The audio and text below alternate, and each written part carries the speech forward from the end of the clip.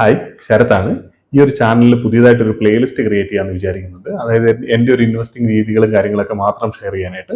കാരണം എന്താണെന്ന് വെച്ചാൽ പല ആളുകളും ഈ ചാനലിൽ വരുന്ന ചിലപ്പോൾ റിസൾട്ടിന്റെ അപ്ഡേറ്റ് അറിയാൻ വേണ്ടി മാത്രമായിരിക്കും, ചിലർ വരുന്ന ബിസിനസ് അനാലിസിസ് അല്ലെങ്കിൽ പുതിയ സ്റ്റോക്കുകൾ അറിയാൻ വേണ്ടി മാത്രമായിരിക്കും. സോ ആ ഒരു രീതിയിൽ വരുന്ന ആൾക്കാർ ഈ പറയുന്ന വീഡിയോസ് കാണേണ്ട ആവശ്യം ഉണ്ടാവില്ല. പക്ഷേ ഈ ഒരു വീഡിയോസ് ചെയ്യുന്ന അല്ലെങ്കിൽ ഒരു പ്ലേലിസ്റ്റ് ചെയ്യുന്നത് എന്താണെന്ന് വെച്ചാൽ ഈ ഒരു ടൈപ്പ് ഓഫ് ഇൻവെസ്റ്റിംഗ് ഇഷ്ടപ്പെടുന്ന ആൾക്കാരുണ്ടാവും. അതായത് ഇങ്ങനെ സ്റ്റോക്കുകൾ സ്റ്റഡി ചെയ്യുക അല്ലെങ്കിൽ കൃത്യമായിട്ട് ട്രാക്ക് ചെയ്യുക, അതായത് ആക്റ്റീവായിട്ട് ഇൻവെസ്റ്റ് ചെയ്യുക എന്ന് പറയുന്ന ഒരു രീതി. അങ്ങനത്തെ രീതിയല്ല ഞാൻ ചെയ്യുന്ന ഒരു മെത്തേഡ് ഇഷ്ടപ്പെടുന്ന ആൾക്കാരുണ്ടെന്നുണ്ടെങ്കിൽ സോ അവർക്ക് കുറച്ചുകൂടി ഈസി ആയിട്ട്, അല്ല അവർക്ക് ഞാൻ എന്തൊക്കെയാണ് ചെയ്യുന്നത് എന്നുള്ള കാര്യങ്ങൾ ഷെയർ ചെയ്യാന്നുള്ള രീതിയിലാണ് ആ ഒരു പ്ലേലിസ്റ്റ് ചെയ്യാൻ ഉദ്ദേശിക്കുന്നത്. അപ്പോൾ ഈ ഒരു സീരീസിൽ വരുന്ന വീഡിയോസിൽ പരമാവധി ഞാൻ എൻ്റെ എക്സ്പീരിയൻസ് അല്ലെങ്കിൽ എൻ്റെ ഒരു ഞാൻ എങ്ങനെയാണ് ഈ സ്റ്റോക്കുകളെ കാണുന്നത് അല്ലെങ്കിൽ എൻ്റെ ഒരു ഇൻവെസ്റ്റിംഗ് രീതിയാണ് പറയുന്നത്. അതുകൊണ്ട് തന്നെ വേറെ രീതിയിൽ ഇൻവെസ്റ്റ് ചെയ്യുക അല്ലെങ്കിൽ പല പല രീതിയിൽ ഇൻവെസ്റ്റ് ചെയ്യുന്നവരുണ്ടാവും. ചിലർ ചിലപ്പോൾ ചാർട്ട് നോക്കിയിട്ട് ഇൻവെസ്റ്റ് ചെയ്യുന്നവരുണ്ടാവും, അല്ലെങ്കിൽ ഇൻഡിക്കേറ്റേഴ്സ് യൂസ് ചെയ്ത് ഇൻവെസ്റ്റ് ചെയ്യുന്നവരുണ്ടാവും. അങ്ങനെ പല രീതിയിൽ സ്വിംഗ് ട്രേഡ് ചെയ്യുന്ന അങ്ങനെ പല രീതിയിൽ ഇൻവെസ്റ്റ് ചെയ്യുന്നവരുണ്ടാവും. സോ ഇതൊക്കെ റോങ് ആണെന്നും അല്ലെങ്കിൽ ഞാൻ ചെയ്യുന്നത് കറക്റ്റ് ആണെങ്കിൽ മാത്രമാണ് കറക്റ്റ് എന്നുള്ളൊരു പെർസ്പെക്റ്റീവിന് വേണ്ടിയിട്ടല്ല. പക്ഷെ ഞാൻ ചെയ്യുന്ന എന്താണ് എനിക്ക് കൺവിൻസിംഗ് ആയിട്ട് തോന്നിയിരിക്കുന്ന കാര്യങ്ങളും ഞാൻ ചെയ്യുന്ന മെത്തേഡിൽ എന്തൊക്കെ കാര്യങ്ങൾ ശ്രദ്ധിക്കാറുണ്ട്, അങ്ങനത്തെ കാര്യങ്ങൾ റാൻഡമായിട്ട്, അതായത് ഭയങ്കര ഫോർമാലിറ്റി കാര്യങ്ങളൊന്നും ഇല്ലാതെ തന്നെ നമുക്ക് ഫ്രീ ആയിട്ട് സംസാരിക്കാൻ പറ്റും. ആ ഒരു രീതിയിൽ സംസാരിക്കാമെന്നാണ് വിചാരിക്കുന്നത്. അതുകൊണ്ട് തന്നെ ഈ ഒരു പ്ലേലിസ്റ്റിൽ ഇങ്ങനത്തെ വീഡിയോസ് ചെയ്യുന്നത് വെച്ചാൽ ഇത് ഇഷ്ടപ്പെടുന്ന ആൾക്കാർക്ക് വേണ്ടി മാത്രമാണ് ചെയ്യുന്നത്. അല്ലാത്ത ആൾക്കാർ ഇപ്പോൾ പറഞ്ഞാൽ നമ്മൾ സ്റ്റോക്കിന്റെ അപ്ഡേറ്റുകളും Q4 റിസൾട്ടിന്റെ കാര്യങ്ങളൊക്കെ പരമാവധി തമ്മിലിൽ തന്നെ നമ്മൾ കൊടുക്കുന്നുണ്ടാവും എന്താണ് ആ വീഡിയോയിലുള്ളതെന്നുള്ളത്. സോ അതുകൊണ്ട് തന്നെ ഈ ഒരു കാര്യം താല്പര്യമില്ലാത്ത ആൾക്കാർ ഈ ഒരു സീരീസ് ഓഫ് വീഡിയോസ് കാണേണ്ട ആവശ്യമില്ല. സോ ഇതിപ്പോൾ കണ്ടിന്യൂസ് ആയിട്ട് നമുക്ക് റെഗുലർ ആയിട്ട് എനിക്ക് എന്തൊക്കെയാണോ അന്നേരമൊക്കെ തോന്നുന്ന ആ കാര്യങ്ങളൊക്കെ ഷെയർ ചെയ്യാമെന്നാണ് വിചാരിക്കുന്നത്. അപ്പോൾ ഇന്നത്തെ വീഡിയോയിൽ സംസാരിക്കാൻ ഉദ്ദേശിക്കുന്നത്, ഞാൻ ഒരു സ്റ്റോക്കിൽ എൻട്രി എടുക്കുന്ന സമയത്ത് അവിടെ നമ്മൾ സ്റ്റോപ്പ് ലോസ് വെക്കാറുണ്ടോ അല്ലെങ്കിൽ ടാർഗറ്റ് ഫിക്സ് ചെയ്യാറുണ്ടോ, ഇങ്ങനത്തെ കാര്യങ്ങളെ പറ്റിയിട്ടൊക്കെ ഞാൻ എന്താണ് ചെയ്യാറെന്നുള്ള കാര്യമാണ് ഈ ഒരു വീഡിയോയിൽ സംസാരിക്കാനായിട്ട് ഉദ്ദേശിക്കുന്നത്. സ്റ്റോപ്പ് ലോസിന്റെ കാര്യം ഡയറക്റ്റ് പറഞ്ഞാൽ ഞാൻ സ്റ്റോപ്പ് ലോസ് വെക്കാറില്ല. നേരത്തെ സ്വിംഗ് ട്രേഡിംഗ് പോലെ ചെയ്തുകൊണ്ടിരുന്ന സമയത്ത് അങ്ങനത്തെ സമയത്തൊക്കെ നമ്മൾ പല കാര്യങ്ങൾ യൂസ് ചെയ്തുകൊണ്ട് സ്റ്റോപ്പ് ലോസ് കാര്യങ്ങളൊക്കെ വെക്കുമായിരുന്നു. ചിലപ്പോൾ നമ്മളൊരു എൻട്രി എടുത്തിരുന്ന ഒരു ഇത്ര പെർസെന്റേജ് താഴേക്ക് വരുമ്പോൾ, അതല്ലെങ്കിൽ നമ്മൾ ഇൻഡിക്കേറ്റേഴ്സ് കാര്യങ്ങൾ യൂസ് ചെയ്യുന്നുണ്ടെങ്കിൽ അതിനനുസരിച്ചിട്ട് സ്റ്റോപ്പ് ലോസ് വെക്കുക, അങ്ങനെയൊക്കെ നേരത്തെ ചെയ്തിരുന്നു. പക്ഷെ ഇപ്പൊ ചെയ്യുന്ന ഒരു മെത്തേഡിൽ ഈ പറഞ്ഞ ആക്റ്റീവ് ഇൻവെസ്റ്റിംഗ് എന്നുള്ള രീതിയിൽ, അല്ലെങ്കിൽ സ്റ്റോക്കുകളെ ട്രാക്ക് ചെയ്തിട്ട് അല്ലെങ്കിൽ ബിസിനസ് പഠിച്ചതിന് ശേഷം ഇൻവെസ്റ്റ് ചെയ്യുന്ന രീതിയിൽ ഞാൻ അങ്ങനെ സ്റ്റോപ്പ് ലോസ് എന്ന് പറഞ്ഞൊരു കാര്യം ഫിക്സ് ആയിട്ട് ചെയ്യാറില്ല.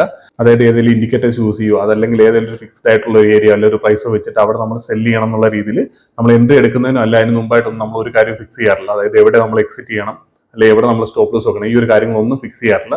നമ്മുടെ സ്റ്റോപ്പ് ലോസിന്റെ കാര്യത്തിലാണല്ലോ അതെ, നമ്മൾ ടാർഗറ്റിന്റെ കാര്യത്തിലാണല്ലോ, നമ്മൾ അവിടെ എക്സിറ്റ് ചെയ്യണം എന്നുള്ള കാര്യത്തിലാണല്ലോ നമ്മൾ എൻട്രി എടുക്കുന്ന സമയത്ത് നമുക്ക് അതിനെപ്പറ്റി യാതൊരു ധാരണയില്ല. നമ്മൾ എൻട്രി എടുക്കുന്നത് ഞാൻ നേരത്തെ എപ്പോഴും പറയുന്ന കാര്യം ബിസിനസിനെ നോക്കിയിട്ടാണ് എൻട്രി എടുക്കുന്നത്.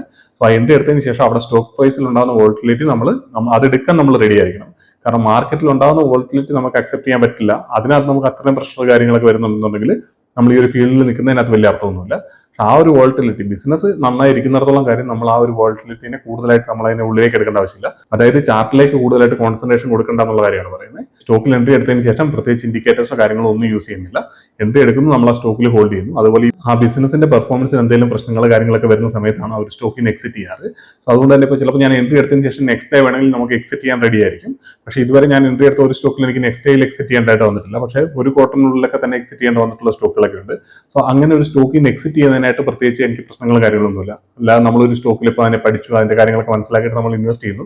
അതിനകത്ത് വ്യത്യാസങ്ങളും കാര്യങ്ങളും വന്നു കഴിഞ്ഞാൽ നമുക്ക് അതിനകത്ത് ഇൻവെസ്റ്റ് ചെയ്തു എന്നുള്ളതിന്റെ പേരിൽ പിന്നെ അതിലെങ്ങനെയും കടിച്ചു നിന്ന് നിൽക്കുക, അങ്ങനത്തെ ഒരു കാര്യമില്ല. നമ്മൾ എൻട്രി എടുക്കുന്നു, വ്യത്യാസം വന്നാൽ അന്നേരം തന്നെ എക്സിറ്റ് ചെയ്യും. പക്ഷെ പല സ്റ്റോക്കുകളിൽ ഇപ്പം നമ്മൾ ഒരുപാട് നാളായിട്ട്, ഇപ്പോൾ 1 വർഷം 2 വർഷമൊക്കെ ഹോൾഡ് ചെയ്യുന്ന സ്റ്റോക്കുകളുണ്ട്. സോ അതെന്ന് പറയുന്നത് നമ്മൾ ആ ഒരു സ്റ്റോക്കിന്റെ എക്സിക്യൂഷനും കാര്യങ്ങളൊക്കെ അതുപോലെ തന്നെ നടക്കുന്നുണ്ട്. എന്താ പറഞ്ഞാൽ നമ്മൾ ടാർഗറ്റ് കാര്യങ്ങളൊന്നുമില്ല. ഇപ്പൊ ചില സ്റ്റോക്കുകൾ നമുക്ക് 100% മുകളിൽ റിട്ടേൺ തന്ന സ്റ്റോക്കുകൾ നമ്മൾ 1-2 എണ്ണത്തിന് വീഡിയോയും കാര്യങ്ങളും ചെയ്തിട്ടുണ്ട്. സോ 100% മുകളിൽ റിട്ടേൺ തന്നെന്ന് പറഞ്ഞിട്ട് നമ്മൾ അവിടെ എക്സിറ്റ് ചെയ്യത്തില്ല, സ്റ്റോക്കിൽ നമ്മൾ ഹോൾഡ് ചെയ്യുകയാണ് ചെയ്യുന്നത്. അതായത് ഫിക്സ്ഡ് ആയിട്ട് നമുക്ക് ടാർഗറ്റ് കാര്യങ്ങളൊന്നുമില്ല. അല്ലെങ്കിൽ നമ്മൾ 1 വർഷം ഹോൾഡ് ചെയ്യും, അല്ലെങ്കിൽ 5 വർഷത്തിന് വേണ്ടിയിട്ടാണ് സ്റ്റോക്കിൽ ഇൻവെസ്റ്റ് ചെയ്യുന്നത്, അങ്ങനത്തെ ഒരു രീതിയിൽ ഇൻവെസ്റ്റ് ചെയ്യാറില്ല. ഒരു സ്റ്റോക്കിൽ ഇൻവെസ്റ്റ് ചെയ്യാറില്ല. അതായത് എന്റെ മൊത്തം പോർട്ട്ഫോളിയോയിൽ ഒരു സ്റ്റോക്ക് പോലും ഇല്ല അങ്ങനെ. അതായത് ഈ പറഞ്ഞ പോലെ ഫിക്സ്ഡ് ആയിട്ട് ഒരു ടാർഗറ്റ് വെച്ചിട്ട്, അല്ലെങ്കിൽ ഫിക്സ്ഡ് ആയിട്ട് ഒരു സ്റ്റോപ്പ് ലോസ് വെച്ചിട്ട്, അല്ലെങ്കിൽ ഒരു സമയം വെച്ചിട്ട് ഇത്ര പീരീഡിനുള്ളൂ, 1 വർഷത്തേനോ 2 വർഷത്തേനോ എന്നൊക്കെ പറഞ്ഞിട്ട് അങ്ങനത്തെ പോർട്ട്ഫോളിയോ കാര്യങ്ങളൊന്നും ഇല്ല. ഒറ്റ പോർട്ട്ഫോളിയോ ഉള്ളൂ. ആ പോർട്ട്ഫോളിയോയിൽ ഇൻവെസ്റ്റ് ചെയ്യുന്ന രീതിയാണ് ഞാൻ ഇവിടെ സംസാരിച്ചുകൊണ്ടിരിക്കുന്നത് മുഴുവനും. സോ അതുകൊണ്ട് തന്നെ ഈ പറഞ്ഞ പോലെ സ്റ്റോപ്പ് ലോസ് എന്ന് പറഞ്ഞൊരു കാര്യം നമ്മൾ ഫിക്സ്ഡ് ആയിട്ട് വെക്കാറില്ല, അല്ലെങ്കിൽ ടാർഗറ്റ് എന്ന് പറയുന്ന കാര്യം ഫിക്സ്ഡ് ആയിട്ട് വെക്കാറില്ല. സോ അതെല്ലാം മാർക്കറ്റിൽ ഈ ബിസിനസിന്റെ പെർഫോമൻസിനെ ഡിപ്പെൻഡ് ചെയ്താണ് നമ്മുടെ ഈ കാര്യങ്ങളെല്ലാം ഇരിക്കുന്നത്. അതല്ലാതെ വേറെ എക്സ്റ്റേണൽ ആയിട്ടുള്ള കാര്യങ്ങളൊന്നും നമ്മൾ അതിനെ നോക്കാറില്ല. ഇപ്പോൾ വാർ നടക്കുന്നുണ്ടോ, അതല്ലെങ്കിൽ വേറെ എന്തെങ്കിലും കാര്യങ്ങളൊക്കെ നടക്കുന്നുണ്ടോ, അതിനൊക്കെ അനുസരിച്ച് നമ്മൾ സ്റ്റോക്കിനെ എക്സിറ്റ് ചെയ്യാനായിട്ട് വന്നു കഴിഞ്ഞാൽ നമുക്ക് ആ സ്റ്റോക്കിനെ നമുക്ക് ഒരിക്കലും ഹോൾഡ് ചെയ്തിരിക്കാനായിട്ട് പറ്റില്ല. പക്ഷേ സെയിം ടൈമിൽ നമ്മൾ ഹോൾഡ് ചെയ്തിരിക്കുക എന്ന് പറയുമ്പോൾ സ്റ്റോക്കിനകത്ത് എന്തെങ്കിലും പ്രശ്നങ്ങൾ കാര്യങ്ങൾ വന്നു കഴിഞ്ഞാൽ നമുക്ക് പ്രത്യേകിച്ച് ഇമോഷണൽ അറ്റാച്ച്മെന്റ് കാര്യങ്ങളൊക്കെ എടുത്തുകൊണ്ട് നമ്മൾ ആ സ്റ്റോക്കിൽ അതിൽ കുഴപ്പമില്ല എന്നത് ഇനി ശരിയായി വരുമ്പോൾ തന്നെ നന്നാവും, ആ ഒരു രീതിയിലൊന്നും നമ്മൾ നോക്കാറില്ല.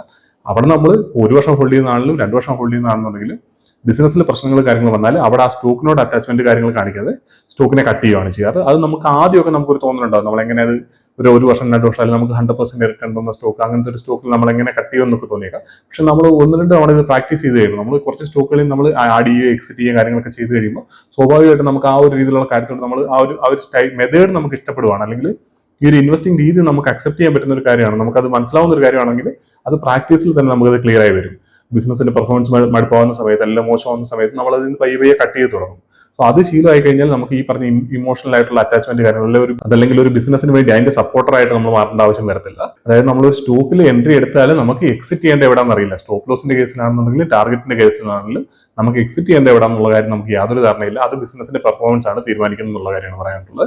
അതുപോലെ തന്നെ സ്റ്റോക്കിൽ എൻട്രി എടുക്കുന്ന കാര്യത്തിലാണെങ്കിലും സ്റ്റോക്കിന്റെ ഞാൻ നേരത്തെ പറഞ്ഞിട്ടുണ്ട്, ബിസിനസിന്റെ പെർഫോമൻസ് കാര്യങ്ങൾ ബിസിനസ് സ്റ്റഡി ചെയ്യുക. അതിനുശേഷം അതിന്റെ പ്രൈസ് നമ്മൾ വാല്യൂഷൻസ് ഞാൻ നോക്കുന്നത് എങ്ങനെയാണെന്ന് പറഞ്ഞിട്ടുണ്ടല്ലോ, ഫോർവേഡ് പി കാര്യങ്ങളൊക്കെ കാൽക്കുലേറ്റ് ചെയ്യുന്നു.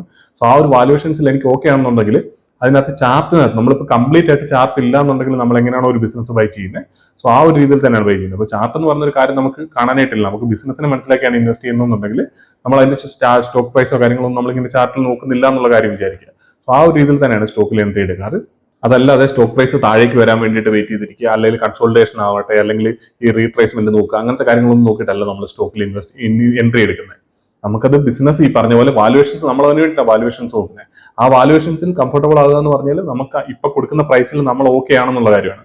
സോ അതിനുശേഷം നമ്മൾ ചാർട്ട് എടുത്ത് നോക്കിയിട്ട് ചാർട്ടിൽ സ്റ്റോക്കിന്റെ പ്രൈസ് ഇപ്പോൾ ഓൾ ടൈം ഹൈയിലാണ് നിൽക്കുന്നത്, അതുകൊണ്ട് നമ്മൾ എൻട്രി എടുക്കണം. അല്ലെങ്കിൽ കഴിഞ്ഞ കുറച്ച് നാൾ നോക്കിക്കഴിഞ്ഞാൽ സ്റ്റോക്ക് ഒരു 10%, 20%, 50%, അല്ലെങ്കിൽ ചിലപ്പോൾ 100% റിട്ടേൺ തന്നിട്ടുണ്ട്. സോ അതുകൊണ്ട് തന്നെ നമ്മൾ എൻട്രി എടുക്കേണ്ട എന്നുള്ളൊരു കാര്യം, അങ്ങനത്തെ ഒരു കാര്യമില്ല. ആ വാല്യൂഷൻസ് നമ്മൾ കാൽക്കുലേറ്റ് ചെയ്യുന്ന സമയത്ത് നമുക്കറിയാം ഈ ഒരു വാല്യൂഷൻസിൽ നമ്മൾ ഈ സ്റ്റോക്ക് ബൈ ചെയ്യുന്നത് നമുക്കത് അക്സെപ്റ്റബിൾ ആണോ, അല്ലെങ്കിൽ നമുക്കത് സെൻസ് ഉണ്ടാക്കുന്നുള്ളതെന്നുള്ള കാര്യം നമുക്കറിയാം. സോ അത് ഓക്കെ ആണെന്നുണ്ടെങ്കിൽ പിന്നെ നമ്മൾ ഈ ചാർട്ടിൽ പോയിട്ട് ചാർട്ടിനകത്ത് എന്താ കാണുന്നത് എന്നുള്ളത് നോക്കിയിട്ട് അതിനനുസരിച്ചിട്ട് ബിസിനസ്സിൽ അല്ലെങ്കിൽ നമ്മുടെ എൻട്രി എടുക്കുന്ന കാര്യങ്ങളിലൊന്നും മാറ്റങ്ങളും കാര്യങ്ങളൊന്നും വരുത്താറില്ല. സോ ഈ ഒരു കാര്യങ്ങളൊക്കെയാണ് പറയാനുള്ളത്. അതുകൊണ്ട് തന്നെ എൻട്രി എടുക്കുന്നതിനകത്ത് പ്രത്യേകിച്ച് ക്രൈറ്റീരിയ ഒന്നുമില്ല. ബിസിനസിന്റെ പെർഫോമൻസ് അത് നോക്കിയിട്ട് ശേഷം നല്ലൊരു ബിസിനസ് ആണെന്ന് തോന്നിക്കഴിഞ്ഞാൽ എൻട്രി എടുക്കുക എന്നുള്ള കാര്യം, പ്രത്യേകിച്ച് വാല്യൂഷൻസ് അടക്കമുള്ള കാര്യങ്ങൾ നോക്കിയതിന് ശേഷമാണ് ഈ പറഞ്ഞ ഫോർവേഡ് പി ഒക്കെ കാൽക്കുലേറ്റ് ചെയ്തിട്ട് ആ ഒരു രീതിയിൽ മാത്രമാണ് എൻട്രി എടുക്കുന്നത്. എൻട്രി എടുത്തു കഴിഞ്ഞാൽ ബിസിനസിന്റെ പെർഫോമൻസ് അനുസരിച്ച് മാത്രമേ അതിൽ നിന്ന് എക്സിറ്റ് ചെയ്യാറുള്ളൂ. സ്റ്റോപ്പ് ലോസ് ആണെന്നുണ്ടെങ്കിലും ടാർഗറ്റ് ആണെന്നുണ്ടെങ്കിലും.